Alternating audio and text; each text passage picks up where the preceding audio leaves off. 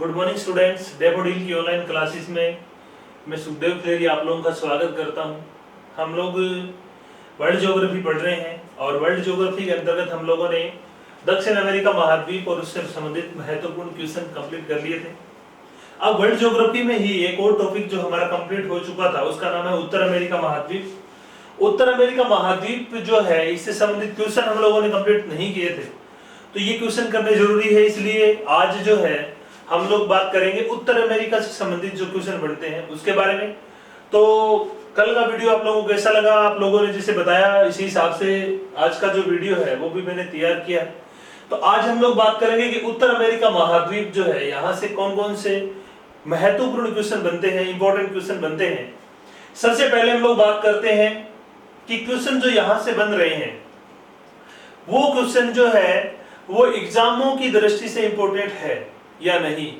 यानी कि कोई भी क्वेश्चन हम लोग हल करते हैं, कोई भी पेपर आप लोग उठाते हो, पुराना पेपर है या कोई भी टॉपिक से संबंधित जितने भी प्रश्न होते हैं वो प्रश्न हमारे लिए इंपॉर्टेंट तभी होंगे जब वो उस पेपर के या कोई भी सिलेबस है उससे संबंधित जुड़े हुए। अगर वो नहीं है तो फिर उसका कोई फायदा नहीं है। तो यहाँ पर जो क्वेश्चन मैं आप लोगों को करवा रहा हूँ वो क्वेश्चन वही क्वेश्चन है जो कि पीछे के इस प्रकार के एग्जामों में आए हुए हैं और आपके आने वाले एग्जाम में आपके लिए जो है वो हेल्पफुल होंगे या मददगार होंगे। तो हम लोग बात करते हैं, सबसे पहले हम लोग बात करते हैं नंबर 1 क्वेश्चन की कि क्रिस्टोफर कोलंबस द्वारा अमेरिका की खोज कब की गई थी। अब एक चीज आप लोग ध्यान में देना कि क्रिस्टोफर कोलंबस जो है वो सबसे पहले कब आया, कहाँ आया था? अमेरिका आया था। और ये कब आया था ये इंपॉर्टेंट है। ये इसलिए इंपॉर्टेंट है, हालांकि बहुत आसान सा क्वेश्चन है, लेकिन एक चीज मैं आप लोगों को हमेशा बोलता हूं कि कोई भी क्वेश्चन होता है उसको करंट से जोड़ना जरूरी होता है। अगर आप लोग करंट से जोड़ करके चीजों को पढ़ रहे हो तो आप लोग ठीक हो, अगर आप लोग पुरानी चीजों को रटा रटाए पढ़ते हो तो उसमें आपका नुकसान है। ये चीज करंट से क्यों जुड़ रही है मैं आपको बताना चाहता हूं कि फ्लॉयड नाम के एक व्यक्ति की आज से 10-11 दिन पहले अमेरिका में एक श्वेत यानी कि गोरे पुलिस अधिकारी द्वारा मृत्यु या उसको मार दिया गया था, उसको पैर के नीचे दबा कर मारा गया। उसके खिलाफ पूरे अमेरिका में आंदोलन हो रहे हैं पिछले 10-12 दिनों से। जो वहां अश्वेत या जो काले लोग हैं वो गोरे लोगों के खिलाफ आंदोलन कर रहे हैं और वो जो आंदोलन है वो लगातार जारी है। 2 दिन पहले उस फ्लॉयड नाम के व्यक्ति का अंतिम संस्कार किया गया, उसके बाद में भी वहां पर दंगे भड़क गए। और अब एक और जो मीडिया में जो रिपोर्ट आ रही है उसके अंतर्गत एक और काले जो या अश्वेत जो व्यक्ति है उसको गोरे अफसर द्वारा मारा गया है, इस प्रकार की खबरें आ रही है। उसके बाद में इस आंदोलन ने जो पूरी दुनिया में एक हम लोग कहें कि नस्ल भेदी आंदोलन का रूप ले लिया है। बड़े बड़े जो हस्तियां हैं वो इसके खिलाफ और इसके पक्ष में बोलती है। तो उसके कारण क्या है, यूरोप के अंदर भी जो अश्वेत लोग हैं वो आंदोलन कर रहे हैं। उसी आंदोलन की कड़ी के अंदर जो लेटेस्ट जो हुआ है, यानी कि अगर हम बात करें बुधवार को अमेरिका के अश्वेत लोगों ने क्रिस्टोफर कोलंबस की कुछ जो स्टैचू थे या जो मूर्तियां थी वो उखाड़ करके और उनको तोड़ दिया या नदियों में फेंक दिया। तो ये कोलंबस की मूर्ति तोड़ने का जो इस आंदोलन से जुड़ाव है वो ये है कि जो वहां के अश्वेत या जो काले लोग हैं ये मानते हैं कि कोलंबस जो आया था इसने यहाँ के मूल निवासियों का शोषण यहीं से आरंभ हुआ था और उसके बाद में यूरोपियन लोगों ने आकर के अमेरिका के अश्वेत जो वहां के स्थानीय निवासी थे उनको वहां से खदेड़ दिया, भगा दिया और उन लोगों ने कब्जा कर लिया। तो वर्तमान में जो आंदोलन श्वेत और अश्वेत का है वो यही है कि उनके मूल निवासियों और यूरोपियन जो लोग आए थे उनके बीच में ये लड़ाई है जो दुनिया के कई देशों में चल रही है। तो ये लड़ाई के अंदर कोलंबस की मूर्ति तोड़ने का काम, वहां पर महात्मा गांधी की मूर्ति के साथ भी तोड़फोड़ हुई थी, बाद में अमेरिका ने इसके लिए माफी मांग ली थी। उसी प्रकार से वर्तमान में कोलंबस की 7-8 जगह मूर्तियां तोड़ी गई हैं और आगे भी जो है वो लोग यूरोप के अंदर तो लोगों ने एक लिस्ट तैयार की है कि कहां कहां हमें कौन कौन सी मूर्तियां तोड़नी है। या दास प्रथा के खिलाफ जो लोग थे उस टाइम पे जिन लोगों ने दास प्रथा चलाई थी कि वो जो लोग अफ्रीका से पकड़ करके लेके आते थे, ये दास लोग थे जिनको काम करवाने के लिए वहां बागानों पर यूरोपियन लोगों द्वारा लेकर जाया गया। अब उन लोगों की जो उस टाइम के लोग हैं उनके खिलाफ भी आज आंदोलन चल रहा है। तो उसकी कड़ी के अंदर जो है वो कोलंबस का नंबर आ गया है उसकी मूर्ति तोड़ने का।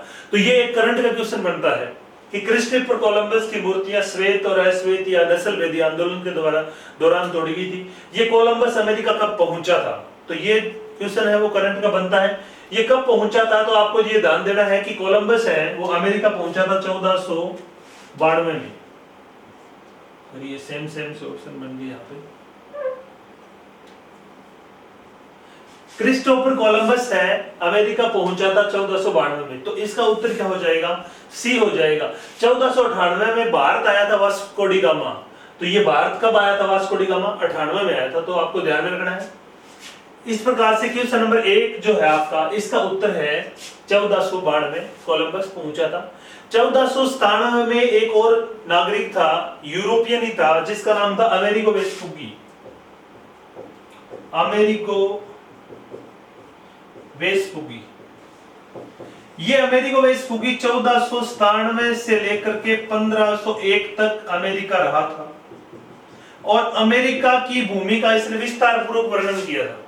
हालांकि कोलंबस जो आया था, ये जो पश्चिमी द्वीप समूह का क्षेत्र है वहां से और उस क्षेत्र से होकर के ये वापस चला गया और इसने कहा कि अमेरिका की खोज होगी, लेकिन एक्चुअल में अमेरिका को जिसने खोजा था उस आदमी का नाम है अमेरिको वेस्पुगी, जो 97 में यानी कि इससे 5 साल बाद में गया था और इसने यूरोप में जाकर बताया था कि वास्तव में जो एक महाद्वीप, एक क्षेत्र जहां पे कोलंबस गया था वो एक नया महाद्वीप है और उसको नया महाद्वीप का नाम इसने दिया था। बाद में जर्मनी का एक मानचित्रकार था थॉमस मुल्लर, और उस मुल्लर के नाम मुल्लर ने सन 1507 में, मुल्लर नामक एक मानचित्रकार ने 1507 में नए महाद्वीप को अमेरिका नाम दिया था। किसके नाम के ऊपर? इस अमेरिको के नाम के ऊपर। तो अमेरिको वेस्पुगी के नाम के ऊपर अमेरिका महाद्वीप का नाम पड़ा, उत्तर अमेरिका और दक्षिण अमेरिका, और ये 97 में आया था और 1507 में जो नामांकन है वो हुआ था। तो ये जो चीजें हैं वो ऐतिहासिक चीजें हैं, आपको ध्यान में रखनी है। यानी कि क्वेश्चन नंबर 1 जो है वो इसका उत्तर हो जाएगा सी। अब हम बात करते हैं प्रश्न नंबर 2 कि निम्नलिखित में से किस महाद्वीप को नई दुनिया का महाद्वीप नहीं कहा जाता? अब यहाँ पर वही चीज है, जो आंदोलन हो रहा है वो नए महाद्वीपों में मुख्यतः चल रहा है, या जैसे कुछ जगह यूरोप में भी चल रहा है। उसका कारण ये है कि यूरोपियन जो लोग थे, ये महत्वाकांक्षी लोग थे। इन लोगों की जो एक सोच थी वो थी विस्तारवादी सोच थी, हम लोग साम्राज्यवादी। ये लोग दूसरे क्षेत्रों पर, नए नए क्षेत्रों पर जाकर के कब्जा करना, वहां पर जाकर के अपने उद्योग धंधे लगाना, वहां पर जाकर कृषि करना, वहां के संसाधनों का उपयोग करना, इनकी सोच में शुमार था। तो इन लोगों ने नए नए क्षेत्रों की खोज की थी और वहां पर अपनी कॉलोनियां बसाई थी। जैसे भारत के अंदर भी बहुत सारी बस्तियां अंग्रेजों के द्वारा बसाई। उसी कड़ी के अंदर ये जो यूरोपियन लोग हैं, उन लोगों ने उत्तर अमेरिका, दक्षिण अमेरिका को बसाने का श्रेय यूरोपियन को जाता है। ऑस्ट्रेलिया को बसाने का श्रेय भी यूरोपियन को जाता है, जैसे कैप्टन जेम्स कुक था, या जैसे इसका जो था तस्मान, नोबेल तस्मान था। न्यूजीलैंड और ऑस्ट्रेलिया के क्षेत्रों में इन लोगों ने खोज की थी। तो ये जो तीनों महाद्वीप है, इन तीनों की खोज करने का श्रेय यूरोपियन लोगों को जाता है और इन तीनों में आज यूरोपियन लोगों का ही वर्चस्व है, या ज्यादातर संख्या में यूरोपियन लोग आज यहाँ पर राज करते हैं। तो इन तीनों को नई दुनिया का महाद्वीप माना जाता है। ये मोस्ट इंपोर्टेंट क्वेश्चन है। इन तीनों महाद्वीपों को, ऑस्ट्रेलिया, दक्षिण अमेरिका और उत्तर अमेरिका को नई दुनिया का महाद्वीप माना जाता है, लेकिन एशिया को नई दुनिया का महाद्वीप नहीं माना जाता। इसलिए क्वेश्चन नंबर 2 का आंसर क्या हो जाएगा? डी हो जाएगा कि नई दुनिया का महाद्वीप एशिया नहीं है, क्योंकि एशिया, मध्य एशिया से तो मनुष्य की उत्पत्ति मानी जाती है। अब ये तो बात होगी क्वेश्चन नंबर 2 की। बात करते हैं क्वेश्चन नंबर 3 की। उत्तर अमेरिका को एशिया से अलग करने वाली जल संधि का क्या नाम है? अब यहाँ पे संधियों की बात आई है कि उत्तर अमेरिका को एशिया से अलग कौन करता है। यहां पर ध्यान देना आप लोग, जल संधियों का क्वेश्चन बड़ा इंपॉर्टेंट होता है और बहुत बार एग्जामों में इस प्रकार के क्वेश्चन है वो पूछे जाते हैं।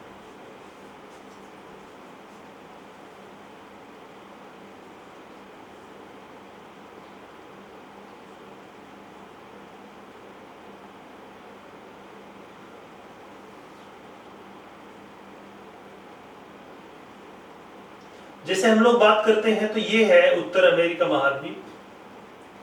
उत्तर अमेरिका महाद्वीप को बाउंड्री की अगर हम बात करें, सीमा की अगर हम बात करें, तो यहां पर उत्तर अमेरिका महाद्वीप के पश्चिम में यहां आकर के और एशिया की सीमा समाप्त हो जाती है। यानी कि ये एशिया है और एशिया में है रूस का भाग और रूस का है साइबेरिया प्रांत, और इसके बाद में ये उत्तर अमेरिका है।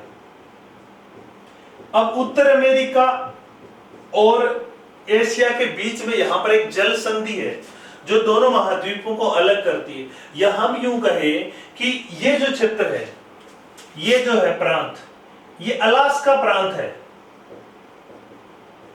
यूएसए का एक राज्य है अलास्का, और यहां पे रूस का एक क्षेत्र है जिसका नाम है चुकची प्रांत।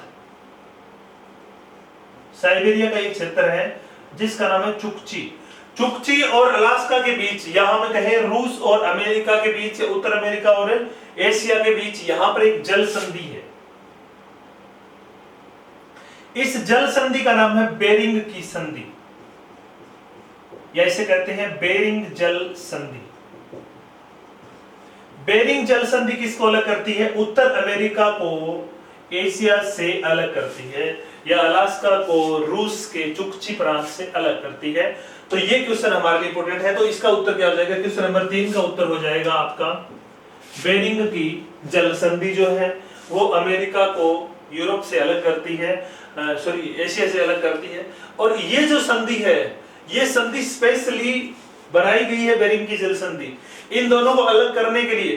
क्योंकि जो अलास्का प्रांत है पहले रूस का भाग होता था, रूस ने अमेरिका को बेच दिया, तो इसके बाद में जो अंतरराष्ट्रीय तिथि रेखा या अंतरराष्ट्रीय जो तारीखों को निर्धारण करने के लिए इंटरनेशनल डेट लाइन जो है उसका जब निर्धारण किया था, तो उसका निर्धारण करते टाइम में ये ध्यान रखा गया था कि किसी भी स्थल खंड से अंतरराष्ट्रीय तिथि रेखा को ना गुजारा जाए।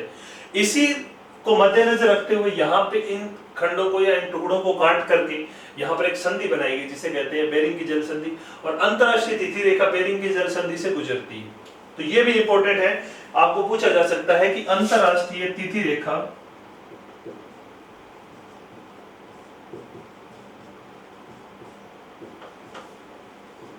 IDL बोलते हैं इसको, इंटरनेशनल डेट लाइन, किस संधि से होकर के गुजरती है? तो बेरिंग की जल संधि से होकर गुजरती है। इसको कई मोड़ दिए गए यहाँ पर। और किस महासागर से होकर गुजरती है? तो मुख्यतः ये प्रशांत। ये क्वेश्चन आया था पीछे एसएससी में, शायद ये पूछा गया था कि अंतरराष्ट्रीय तिथि रेखा प्रमुखतः या मुख्यतः किस महासागर से गुजारी गई है? तो इसको प्रशांत महासागर से ही गुजारा गया है, क्योंकि यह स्थलखंड से नहीं गुजारी जाती। ताकि इसमें दिक्कत आती है कि अगर किसी भी स्थलखंड से होकर के जाएगी तो उस स्थलखंड में एक ही देश के या एक ही स्थलखंड, एक ही द्वीप पर 2 तारीखें हो जाएगी। उस समस्या से बचने के लिए इसको कई जगह मोड़ दिए गए हैं और इसको जो है वो जलीय भागों से ही गुजारा गया है। तो अंतरराष्ट्रीय तिथि रेखा बेरिंग जल संधि से होकर गुजरती है, और बेरिंग की संधि उत्तर अमेरिका को एशिया से अलग करती है, और यह एक बनाई गई जल संधि है जो स्पेशली अंतरराष्ट्रीय तिथि रेखा गुजारने के लिए बनाई गई थी। ये जोड़ती किसको, अगर इसकी बात करें तो उत्तर में जो भाग पड़ता है ये आर्कटिक महासागर का भाग पड़ता है। उत्तर में ये जो सागर है यह आर्कटिक महासागर है। आर्कटिक महासागर को यह बेरिंग की संधि जो है वो अटलांटिक महासागर से जोड़ती है। यह आर्कटिक महासागर को अटलांटिक महासागर से जोड़ती है और उत्तर अमेरिका को एशिया से अलग करती है। अब यहां पर दूसरी चीजें भी अभी, पनामा की संधि, पनामा क्या करती है? पनामा की संधि अटलांटिक महासागर को, प्रशांत महासागर, बेरिंग की संधि आर्कटिक को प्रशांत से जोड़ती है, प्रशांत महासागर से जोड़ती है।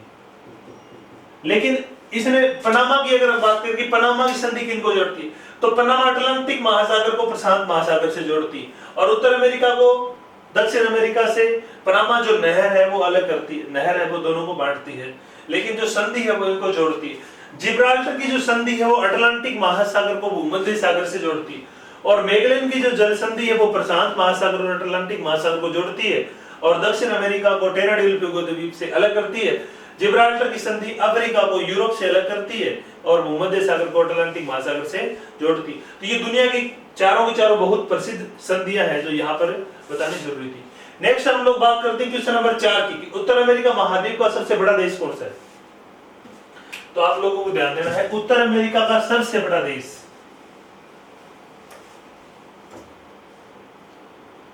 देखो उत्तर अमेरिका महाद्वीप के अंदर वैसे तो देशों की जो संख्या है वो 20 से ज्यादा है, लेकिन प्रमुख देश कौन कौन से हैं इसकी अगर हम बात करें तो ये देश है कनाडा, ये देश है यूएसए, यहां तक ये भी यूएसए का प्रांत है, यहां पर भी एक राज्य है हवाई द्वीप यूएसए का। तो सबसे बड़ा जो इनमें है उसका नाम है कनाडा। तो उत्तर अमेरिका महाद्वीप का सबसे बड़ा देश है कनाडा। अब बड़ा देश अगर सीधा ही पूछ लिया तो इसका मतलब ये क्या पूछ रहा है, क्षेत्रफल के अकॉर्डिंग पूछ रहा है। क्षेत्रफल के अकॉर्डिंग कनाडा बड़ा है। अगर जनसंख्या में पूछ ले, यहां पर नाम आ जाए उत्तर अमेरिका महाद्वीप का जनसंख्या की दृष्टि से सबसे बड़ा देश, तो फिर यूएसए हो जाएगा। यूएसए जनसंख्या की दृष्टि से अमेरिका का, उत्तर अमेरिका का सबसे बड़ा देश है, लेकिन क्षेत्रफल में कनाडा बड़ा है। क्षेत्रफल में विश्व का सबसे बड़ा देश है रूस, नंबर 2 पे कनाडा, नंबर 3 पे यूएसए यानी कि संयुक्त राज्य अमेरिका, नंबर 4 पे आ जाएगा चीन, 5 पे आ जाएगा ब्राजील, 6 पे आ जाएगा ऑस्ट्रेलिया और 7 पे आ जाएगा भारत। लेकिन जनसंख्या की बात करेंगे तो 1 नंबर चीन, 2 नंबर भारत, 3 नंबर यूएसए। इस प्रकार से हमें ध्यान में रखना है कि यूएसए जनसंख्या में अमेरिका का बड़ा देश है और क्षेत्रफल में कनाडा जो है वो बड़ा है। इस प्रकार से ये तो बात होगी उत्तर अमेरिका के देशों की। सबसे छोटा देश है इस महाद्वीप का मोंटेसरात। फिर क्वेश्चन नंबर 5 की विश्व का सबसे बड़ा द्वीप ग्रीनलैंड राजनीतिक रूप से किसका भाग है? Most important question. ये जो क्षेत्र है ये है ग्रीनलैंड, ग्रीनलैंड द्वीप। ये भौगोलिक रूप से उत्तर अमेरिका का ही भाग है। ग्रीनलैंड जो है ये भौगोलिक रूप से इस उत्तर अमेरिका महाद्वीप का ही भाग है, लेकिन राजनीतिक रूप से इसके ऊपर उत्तर अमेरिका महाद्वीप का कोई भी देश है वो अधिकार नहीं रखता। राजनीतिक रूप से यहाँ पे यूरोप महाद्वीप आ जाता है, इधर हम जाते तो, और यूरोप का एक छोटा सा देश है जिसका नाम है डेनमार्क, और राजनीतिक रूप से ग्रीनलैंड के ऊपर डेनमार्क का कब्जा है। अब विश्व का सबसे बड़ा द्वीप भी कौन सा है? ग्रीनलैंड है। ये भी यहाँ पे आपका क्वेश्चन है क्लियर होता है कि ग्रीनलैंड जो है वो विश्व का सबसे बड़ा द्वीप है और इसके ऊपर कब्जा है डेनमार्क का। यूरोप का एक छोटा सा देश है डेनमार्क।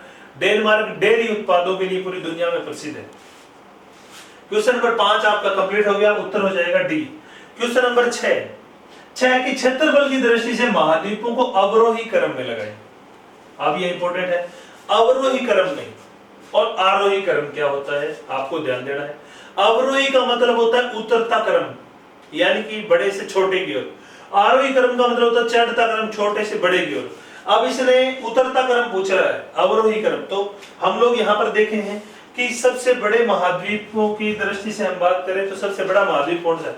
अब इसने क्या पूछा है कि क्षेत्रफल की दृष्टि से, तो क्षेत्रफल की दृष्टि से हम अगर बात करें तो विश्व का सबसे बड़ा महाद्वीप है एशिया, ये जनसंख्या में भी बड़ा है। नंबर 2 है अफ्रीका, ये जनसंख्या में नंबर 2 है। क्षेत्रफल और जनसंख्या दोनों दृष्टि से एशिया पहले और अफ्रीका दूसरे नंबर पर। नंबर 3 हम अगर बात करें क्षेत्रफल में तो वो है उत्तर अमेरिका, उत्तर अमेरिका। लेकिन अगर आप बात करोगे जनसंख्या में नंबर 3 कौन है तो इसकी जगह आ जाएगा यूरोप, चेंज हो जाएगा। अगर जनसंख्या में तीसरा बड़ा महाद्वीप पूछे तो यूरोप, लेकिन क्षेत्रफल पूछे तो उत्तर अमेरिका। नंबर 4 क्षेत्रफल में दक्षिण अमेरिका, और अगर जनसंख्या में पूछे तो उत्तर अमेरिका 4 नंबर पे नीचे आ जाएगा, दक्षिण अमेरिका 5 नंबर पे आ जाएगा। तो अब इसका ये क्या क्रम हो गया? ये हो गया अवरोही क्रम, उतरता क्रम। चढ़ता क्रम है तो दक्षिण अमेरिका पहले, उत्तर अमेरिका बाद में, फिर अफ्रीका, फिर एशिया। तो इस दृष्टि से कौन सा क्वेश्चन ठीक हो जाएगा आपका? ऑप्शन क्षेत्रफल की दृष्टि से अवरोही क्रम जो है वो है आपका उतरता क्रम, उसमें आ जाएगा एशिया, अफ्रीका, उत्तर अमेरिका और दक्षिण अमेरिका। ऑप्शन ए इसका ठीक है। अगर पूछे अवरोही क्रम, अगर पूछ ले आरोही क्रम, अगर चेंज हो जाए कि क्षेत्रफल की दृष्टि से महाद्वीपों को आरोही क्रम में लगाएं तो फिर ऑप्शन कौन सा हो जाएगा? फिर आपका हो जाएगा डी, चढ़ते क्रम में। अगर बात करोगे आप लोग तो पहले दक्षिण अमेरिका आएगा, फिर उत्तर अमेरिका आएगा, फिर अफ्रीका आएगा, फिर एशिया आएगा, तो फिर हो जाएगा डी। अगर अवरोही क्रम में बात करें तो ऑप्शन ए ठीक होगा। इस प्रकार से ध्यान रखना। अगला बात करते हैं प्रश्न नंबर 7। उत्तर अमेरिका के पूर्वी भाग में स्थित अपलेशियन पर्वत किसका उदाहरण है? अपलेशियन पर्वत जो है वो किस प्रकार का पर्वत है हम कह सकते हैं? उत्पत्ति की दृष्टि से पर्वत कई प्रकार के होते हैं। जैसे कुछ पर्वत ज्वालामुखी पर्वत होते हैं, जैसे फ्यूजियामा पर्वत है जापान का, तो वो ज्वालामुखी के कारण बने हैं। हम ये कह सकते हैं कि ज्वालामुखी विस्फोट के कारण पर्वतों का निर्माण हुआ है, तो ये ज्वालामुखी पर्वत तो नहीं है। दूसरा है कैटेगरी की बात करें कि नवीन है, प्राचीन है, वलित है, भ्रंश है, उस हिसाब से बात करें तो ये कहता है कि नवीन वलित पर्वत का उदाहरण है, तो नवीन वलित पर्वत का उदाहरण अपलेशियन पर्वत नहीं है। दुनिया में अगर हम नवीन वलित पर्वतों की बात करें कि विश्व में नवीन वलित पर्वत कौन कौन से हैं, तो आप लोग ध्यान देना, जैसे है अपना भारत में हिमालय या एशिया में हिमालय नवीन वलित पर्वत का उदाहरण है। अगर आप यूरोप की बात करोगे तो आल्प्स जो पर्वत है यह नवीन वलित पर्वत है। अगर आप अफ्रीका की बात करोगे तो एटलस एक नवीन वलित पर्वत है। अगर आप उत्तर अमेरिका की बात करोगे तो रॉकी एक नवीन वलित पर्वत है। अगर आप दक्षिण अमेरिका की बात करो तो एंडीज एक नवीन वलित पर्वत है। इस प्रकार से ये नवीन वलित पर्वतों के उदाहरण है। लेकिन अगर हम प्राचीन वलित पर्वतों की बात करें तो फिर उसमें आ जाएगा, प्राचीन की बात अगर हम करें तो उसमें आ जाएगा भारत में अरावली प्राचीन वलित पर्वत है। अगर हम एशिया और यूरोप के संदर्भ में बात करें तो यूराल पर्वत प्राचीन वलित पर्वत है। इसी प्रकार से अपलेशियन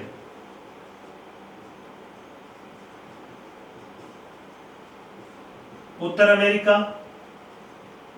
एपिनीच यूरोप, ये प्राचीन वलित पर्वतों के उदाहरण है। तो इसका उत्तर क्या हो जाएगा कि उत्तर अमेरिका के पूर्वी भाग में स्थित अपलेशियन किसका उदाहरण है? अपलेशियन एक प्राचीन वलित पर्वत का उदाहरण है, या यह एक अवशिष्ट पर्वत का उदाहरण भी है, जैसे अरावली है। अरावली का समकालीन है ये अपलेशियन, और यह एक प्राचीन वलित पर्वत है। अगर ब्लॉक पर्वत के उदाहरण पूछ ले, ये तो नवीन के उदाहरण Himalaya, Alps, Atlas, Rockies, Andes. अगर प्राचीन पूछ ले अरावली, यूराल, अपलेशियन और एपिनीज। अगर ब्लॉक पर्वत का उदाहरण पूछ ले, जैसे पिछली बार रीट में पूछा था, भारत का एक ब्लॉक पर्वत है तो सतपुड़ा ब्लॉक पर्वत का उदाहरण, भ्रंश के कारण इनका निर्माण हुआ है। सतपुड़ा भारत का ब्लॉक पर्वत है। जैसे ब्लैक फॉरेस्ट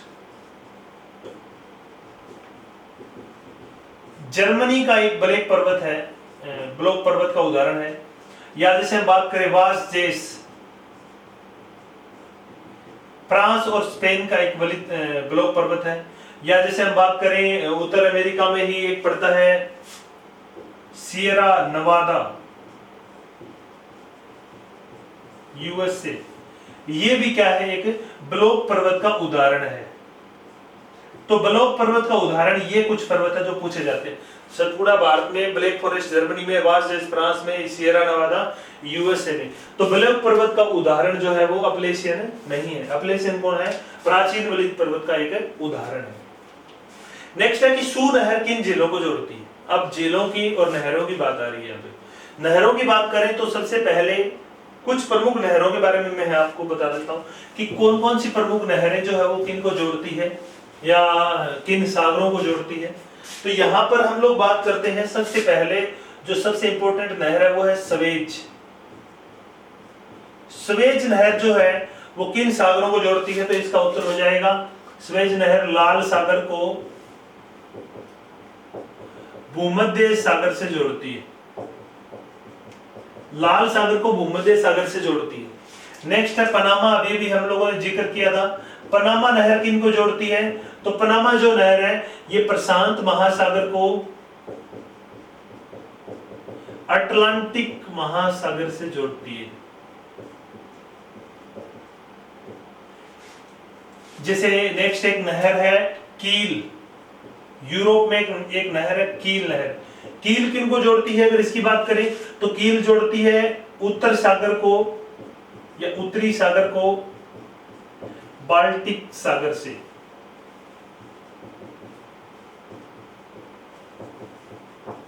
बाल्टिक सागर से। इसी प्रकार से जैसे सू नहर किन को जोड़ती है? अगर हम बात करें तो ये सुपीरियर झील को यूरेन झील से जोड़ती है। इसका उत्तर आपका आ गया। एक नहर वेलेंट, ये किसको जोड़ती है? तो ये जोड़ती है एरी को ओंटारियो से। ये आप लोग 5 नहरें आप लोग याद कर लो। मैं आपको विश्वास के साथ कह सकता हूं कि अगर विश्व स्तर के ऊपर नहरों और इस प्रकार जोड़ने का क्वेश्चन आए तो आपका क्वेश्चन गलत नहीं होगा, क्योंकि आज तक जितने भी क्वेश्चंस आए हैं पेपर के अंदर वो यहीं से आए हैं कि कौन सी नहर किनको जोड़ती है, और ये पांचों की पांचों मोस्ट इंपोर्टेंट है। स्वेज नहर दुनिया की सबसे बेस्ट है, दूसरे नंबर पे पनामा है, फिर कील है, उत्तरी यूरोप में उत्तरी सागर को बाल्टिक सागर से सू और वेलेंट, ये दोनों महान झीलों में पड़ती है। ये सुपीरियर जो झील है उसको यूरन झील से सू नहर जोड़ती है, वेलेंट इरी को ओंटेरियो से जोड़ती है। तो ये पांचों आप लोग है वो अपने दिमाग में बिठा लो, क्वेश्चन कभी गलत नहीं होगा।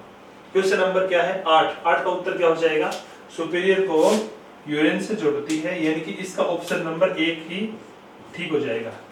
नेक्स्ट है क्वेश्चन नंबर 9, विश्व की सबसे बड़ी मीठे पानी की झील है। अब मीठे पानी की झीलों की अगर हम बात करें और बड़ी झीलों की बात करें तो दो प्रकार से पूछा जाता है। यहां पर इसने सीधा ही पूछ लिया कि विश्व की सबसे बड़ी मीठे पानी की झील है, तो इसका मतलब उत्तर हो जाएगा आपका सुपीरियर झील। सबसे बड़ी का मतलब ये क्षेत्रफल में पूछ रहा है। अगर आपको यूं दे दे मीठे पानी की मात्रा की दृष्टि से, मीठे पानी की मात्रा की दृष्टि से, मीठे पानी की मात्रा की दृष्टि से अगर आपको झील पूछी जाती है तो इसका फिर उत्तर जो है आपका वो अलग हो जाएगा। फिर हमें उत्तर क्या देना पड़ेगा, मात्रा की दृष्टि से दुनिया की सबसे बड़ी जो झील है वो आपकी है बेकाल झील। और ये कहां पड़ती है, ये रूस में पड़ती है।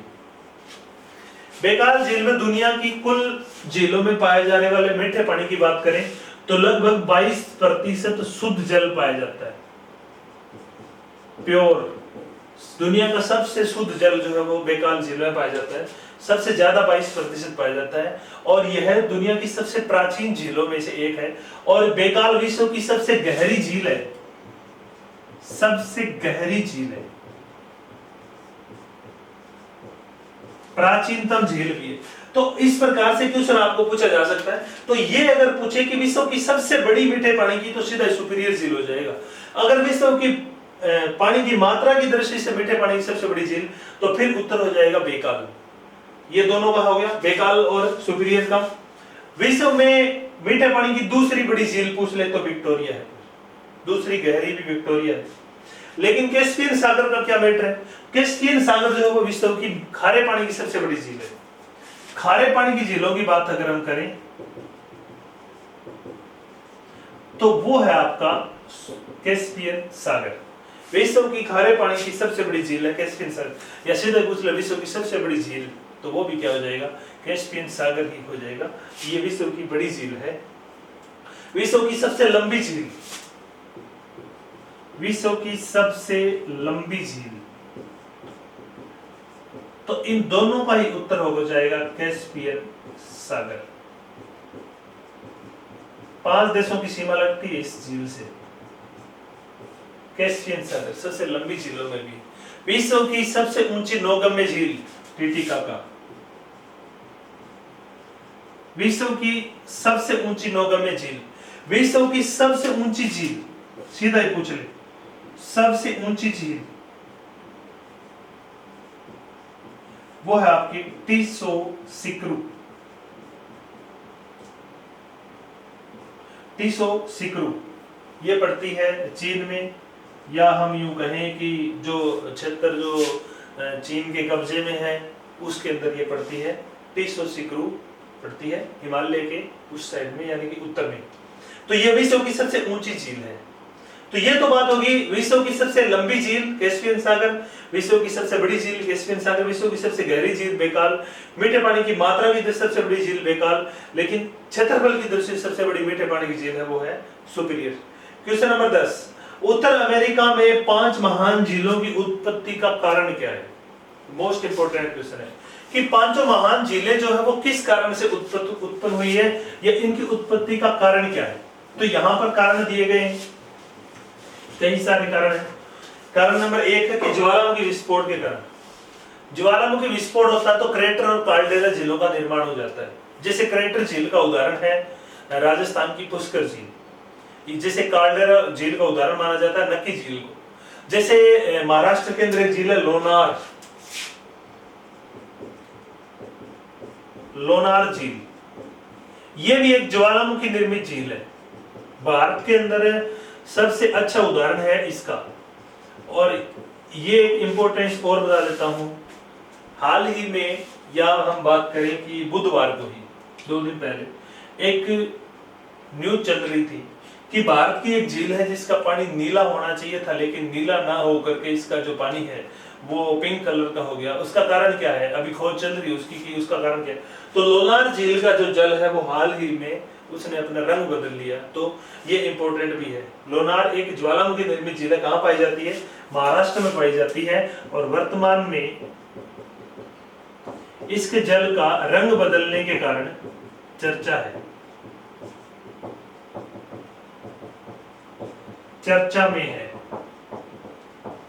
जल द्वारा रंग बदलने के कारण लोनार झील महाराष्ट्र की वर्तमान में चर्चा में है। तो ये आपको पूछा जा सकता है, ये ज्वालामुखी निर्मित झील का एक उदाहरण है। बहुत सारी झीलें इस प्रकार की दुनिया में पाई जाती है।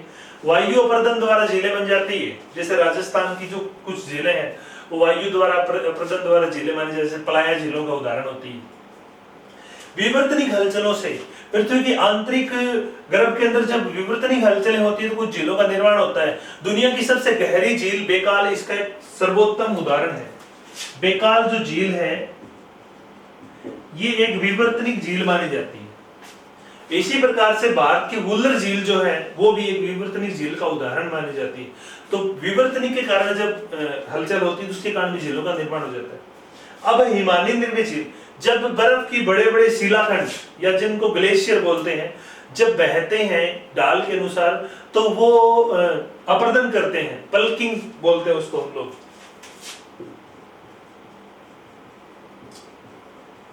उत्पाटन, उत्पाटन क्रिया द्वारा अपर्दन करते हैं।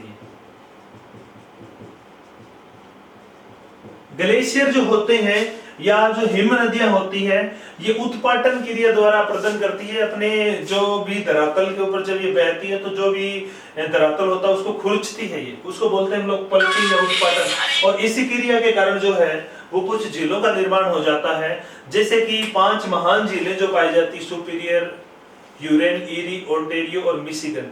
उन झीलों का निर्माण हिमालय निर्मित झीलों के कारण हुआ है। हमारे भारत में जो उत्तराखंड में झीलें पाई जाती है वो इसी प्रकार की झीलें हैं जो कि हिमालय निर्मित झीलों का उदाहरण है। तो जैसे ताल नाम से वहां पर झीलें पाई जाती है। तो ये जो इसका उत्तर है कि उत्तर अमेरिका की 5 महान झीलें जो है वो किस कारण बनी है, तो वो हिमानी या ग्लेशियर अपर्दन के कारण बनी है। उसका उत्तर आपका ये हो जाएगा। तो आज के लिए आपके लिए इतना ही, वीडियो जो है वो इतना ही आज के लिए। नेक्स्ट क्वेश्चन जो है वो हम अगले लेक्चर में करेंगे। आप लोगों को क्वेश्चन कैसे लगे आप लोग कमेंट करके जरूर बताएं। धन्यवाद।